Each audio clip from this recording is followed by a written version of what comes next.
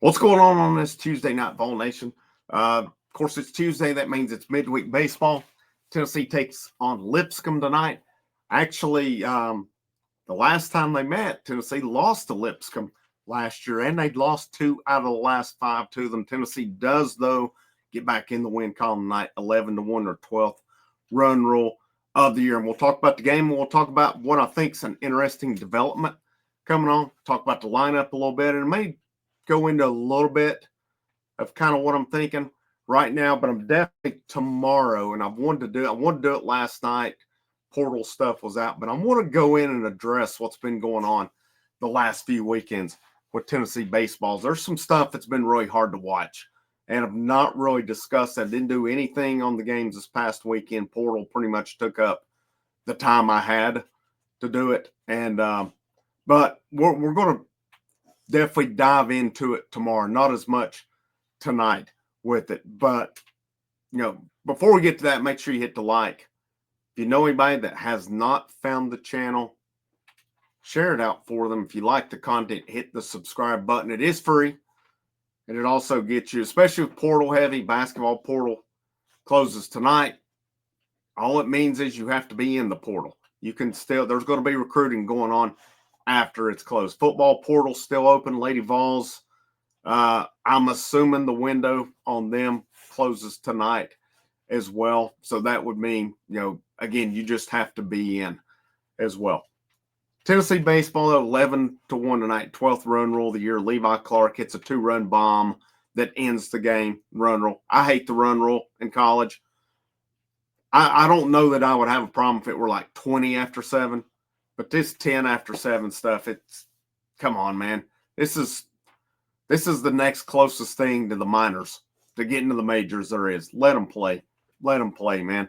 But the interesting development for me tonight is normally on these midweek games, you may at most see a dude go 2 innings. Most of the time you're seeing a different guy every inning. Sometimes you see a couple guys in an inning. They may go a third, 2/3, and they get pulled out on it. But an interesting development to me tonight was not so much that Breedlove started again, but Breedlove went 3 innings tonight. And then once Breedlove come out, they went to Michael Sherman. He went 3 innings, and then Banky come in. He pitched the top of the 7th as well. You only saw 3 pitchers tonight when you're normally seeing anywhere from 9 to 10 to 11 pitchers on a midweek game tonight. What that tells me is, of course, Breedlove 2 hits, 4 Ks, 1.06 ERA, 27 strikes, 39 pitches. Sharman got the win, 2-0, 3 innings, 2 hits, 1 walk, 2 Ks, 27 strikes, 38 pitches. He's lowered his ERA to 2.84. His ERA continues to go down and down. The fact to me that both of those guys threw 3 innings tonight leads me to believe that they're preparing them to start pitching some on the weekends. And I'm not saying as starters or anything, but Tennessee needs help on the weekends. They need help on the weekends because their pitching staff outside of Liam Doyle for the last 3 weeks has not been there. But part of that too, their defense has been horrific.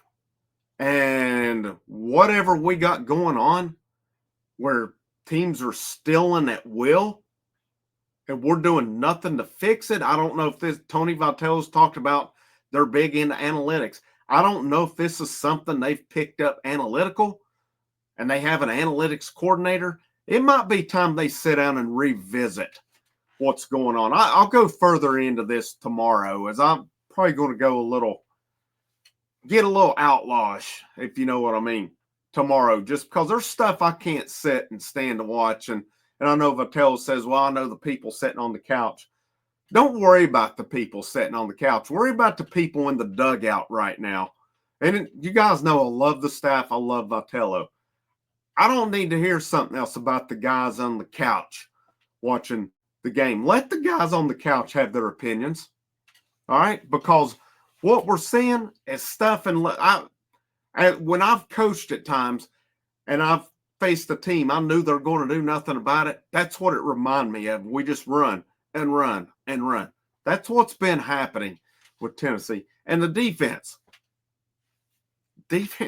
Now, I know they said Ole Miss, the field they weren't too happy with the field conditions on it. Okay. Well, what was the excuse this past weekend with it? Our defense for the last at least couple weeks has been bad. It has been bad. And I've always said this. These Tennessee teams are not the most fundamentally sound that there ever was. But they're normally not this bad either. So, one thing, though, I will say this, though. I would rather this happen now opposed to happening a month or later down the line. You get it now. You've got to get in and address it. And I'm sure they are. I'm sure they are. I'm sure they're not just content with it at all. What are you going to have to do it? Frank Anderson needs to figure something out, because I've seen it said he's involved a lot with the defense. And if Frank Anderson is doing all this, and Frank Anderson's great, you guys know how highly I think of him, though, something's got to change here. Something's got to change, because, and I don't blame the catcher. There's no pitch outs on it. And some of these too, I mean, how could you blame the catcher by the time he's coming up to throw the dudes already at either second or third? We're not hardly looking the runners back or anything. But again, back to my point, the pitch in the last few weeks outside of Liam Doyle, it's not been that good. And our veteran guys, they're being left in to get shit. And our freshman guys are not being, they're on such a short leash, they get in the first hint of trouble and they pull them. I don't like that. I don't like it. You let talent play. If these guys like Coons and Krenzel are good enough to pitch on the weekend, when they taste a little bit of trouble, let them work their way out of it, because how are they going to get better at it if they get pulled every time they let a couple runners on base? It is the SEC. They're going to have those moments with it. And it was said on the radio when I was listening to it this past weekend with Wilkerson and Ferrara. There were some discrepancies with the umpiring and the calls. So if you think there's strikes being thrown, then why are we all of a sudden pulling short leashes on some guys? Let these guys play, man. If we're going to let Snead keep, and I like every player, don't get me wrong, but I've sat and watched Nate Snead get hammered 3 weeks in a row, and we keep letting him do it, and it's cost us 2 games by not getting him out. We've let Loy has been great this year. The last few weeks, though, they've started hitting him a little bit. Franklin's been up and down. So I have a little bit of a beef because I watch all 3 coaches do it at 10. We watched Josh Heupel do it. We've watched Rick Barnes do it when he's had freshmen. We watched Vitello. We'll let these veterans make mistakes all day long, but a freshman makes one, we pull them out. I don't like it. You got every sport, you guys have heard me say that have listened to me about not letting a freshman grow, whether it's football, baseball, basketball. Let them play. Let them grow. There's my little rant. I'll go on more tomorrow on it. Signed, the guy sitting on the couch watching. All right. Now, with that said, too, Breedlove, Sharman, they're ready to help on the weekends. I like what I've seen from them. And if I'm this staff too, that's 2 of your JUCO guys ready to hit, ready to help. 4 of them are not. I'm starting to look at my philosophy on going JUCOs moving forward, because to me, a JUCO guy is brought in to be an instant impact dude. 4 of them they're not. They're just not. And we've seen it with some batters last year, Villeneuve and Bradkey Laurie, brought in to be instant impact. They end up, when they get to SEC play, they can't hit. So, and then they end up transferring out.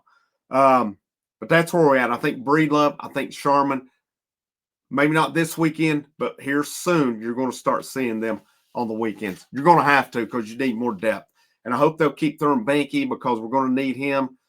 He's still been up and down, but I still think he can be a help moving forward. Lineup tonight, Keelan, to me, this was the big development for me. Keelan was back in the field tonight. Curley third, Keelan second. I'm going down the order. Fisher played first. Inslee center. Bargo in left tonight. Chapman right. Peebles at catcher. Antigua short. Blake Grimmer DH tonight. The first 7 that I mentioned on the weekend, you don't mess with that. I mean, you could switch them around the order. I'm fine with that. Like last weekend, I did not understand it because Cannon Peebles got going in the Ole Miss series. He finished that series with 3 hits. He come out Friday night against Kentucky, 3 hits again, 2 home runs. What did we do on Saturday? We pulled him. We pulled him out of the lineup. And it's a guy who's now up to 217. His average has gone up about 40 points in the last 3 weeks. And you say, well, it's 217. It is right now. And I say that emphatically because he's brought it up 40 points at about 3 weeks' time. For 4 tonight with another home run. Cannon Peebles is swinging one of the best bats on the team right now. On the weekend, you do not pull him right now. You do not pull him. Your 2 slots you got to figure out is what do you do with Antigua and what do you do with the DH? You can go numerous ways with it, but you've got Grimmer's just hitting during the weekend and he's a pinch hitter on the weekends. So why, I don't know. It's interesting. But do we go Antigua for his fielding and his ability to get a bunt down? Newstrom's been playing good. Jay Abernathy's guy to me is probably, when he gets on, he can create the most havoc because he can steal bases. He can make things happen with it. There's those 3 guys. I mean, Levi Clark hit a walk-off tonight. He got a chance last weekend, 2 weekends ago against Ole Miss. Hit a bomb when he got the opportunity. I don't envy the decisions on how you got to put the lineup together. It's a tough one. But I'll be curious to see how they move going forward because with Antigua, he's hands down your best defensive shortstop. He's best defensive shortstop in college baseball on it. Do you give him them reps and hope that the bat gets going? Or, again, to me, like what against Ole Miss, he laid down 3 sacrifice bunts in the game. To me, that's productive. That's productive.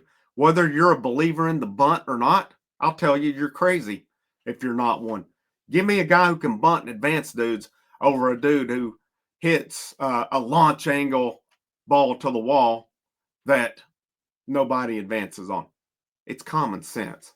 All right. And I'm going to get into some stuff tomorrow. Like I said, I'll probably get a little more animated tomorrow because I'm going to talk analytics. I'm going to talk what's going on, some of my thoughts, some of what I think on it. I've gotten into it a little bit tonight, but we'll talk a little bit more about it tomorrow. But tonight, your lineup, I mean, it was solid. It did its thing, 11-1. Curley 1 for 3. Clark pinch hit for him to end it. Hit that 2-run walk-off home run that did the run rule. Keelan 2 for 3 tonight with an RBI. Fisher 3 for 4. With 3 RBIs, he was close to being 4 for 4 with 6 RBIs and 2 home runs tonight. Inslee 2 for 4, had a home run, a double, couple RBIs. Bargo 2 for 3 with an RBI. Chris Newstrom pinch ran for Bargo, scored a run. Chapman was 0 for 3 tonight. Peebles 2 for 4, a home run, 2 RBIs. Antigua 0 for 3. It's like he did have a sacrifice tonight. Grimmer 0 for 2. He was hit by a pitch. And then Abernathy pinch ran, and then he stayed at DH. He was 1 for 1. He did score a run tonight as well. So, to me, your top 7's kind of set. It's just a matter of what are you doing with those last 2 spots. And there's a lot of ways you could go with it, but I think you got to find something consistently because, I didn't even mention Manny Marion. He didn't play tonight, but he's another guy. Between Marion, Newstrom, Abernathy, Antigua, to an extent Levi Clark, it's just mix and matching at this point. I mean, sometimes we may get Lawless in. To me, I don't have a problem. Lawless catches midweek. Peebles is your guy on the weekend, though. I think that's where it has to go with it. But a lot of decisions moving forward. But Tennessee's back in the win column. And it's going to be a tough one this weekend going to LSU. They'll be down there. Those programs, especially the fan bases, I really think gotten to the point of not liking each other.